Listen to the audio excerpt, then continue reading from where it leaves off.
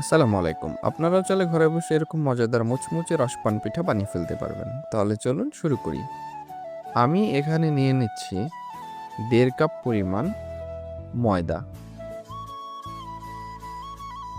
স্বাদ মতো লবণ দিয়ে নিচ্ছি এবং নিয়ে নিচ্ছি সামান্য একটু তেল। এবার এটাকে হাত দিয়ে সুন্দর করে মেখে নিতে হবে। দিয়ে দিলাম কালো জিরা এবং সামান্য পানি। আপনারা চাইলে কালো জিরাটি অ্যাভয়েড করতে পারেন। এবার আমি সুন্দর করে হাত দিয়ে মেখে নিচ্ছি। মনে রাখবেন, একবারে সব পানি দেওয়া যাবে না, অল্প অল্প করে পানি মিশিয়ে নিতে হবে। এবার যখন ময়দাটি ঠিক এরকম হয়ে আসবে তখন বুঝবেন আপনার ময়দার খামির রেডি। এবার 10 মিনিটের জন্য রেস্টে।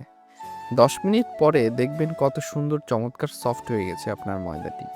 এবার সুন্দর করে ডো বানিয়ে আমরা রুটি বানানোর জন্য প্রস্তুতি নিচ্ছি। কিছুটা ময়দা ছিটিয়ে নিলাম যেন রুটিটা লেগে না যায়।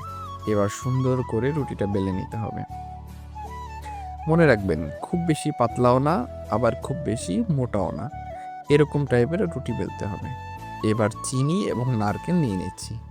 হ্যাঁ, আগেই বলে রাখি, চিনি এবং নারকেল আমি আলাদা করে রেখেছি। আপনারা অনেকেই দুটোকে মিক্সড করে ফেলেন। দুটোকে মিক্সড করে ফেললে চিনি থেকে রস বের হয় অথবা চিনি গলে যায়। এজন্য আপনারা সবসময় নারকেল এবং চিনি আলাদা করে রাখবেন।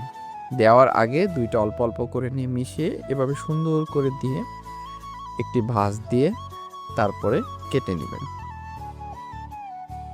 আপনারা আপনাদের পছন্দের সাইজ অনুযায়ী কেটে নিতে পারেন। আমি মিডিয়াম সাইজই কেটে নিচ্ছি। দেখুন কত চমৎকার হয়েছে।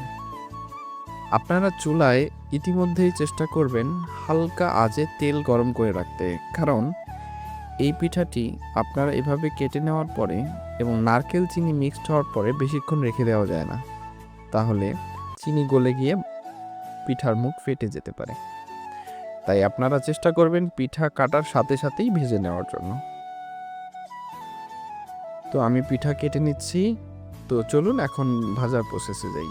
তেল গরম হয়ে আসলে আস্তে করে আপনারা পিঠাটা তেলের মধ্যে ছেড়ে দিবেন। দেখবেন তেল যেন অতিরিক্ত গরম না হয়, তাহলে দেখা যাবে পিঠাটি পুড়ে যাবে। এবার হালকা মিডিয়াম আঁচে সুন্দর করে পিঠাটি ভেজে নিন, ঠিক এভাবে, এবং নেড়ে চেড়ে উল্টিয়ে দিবেন যাতে পিঠার দুই পাশই সুন্দর মতো ভাজা হয়ে যায়।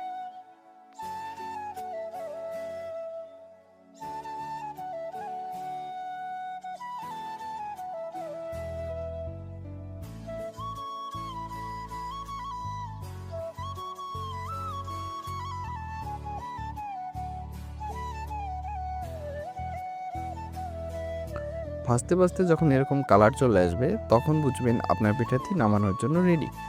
এবার সুন্দর সুন্দর গরম গরম পরিবেশন করুন। দেখুন কতটা মচমচে ও সুস্বাদু হয়েছে। ধন্যবাদ। চ্যানেলটি সাবস্ক্রাইব করতে ভুলবেন না।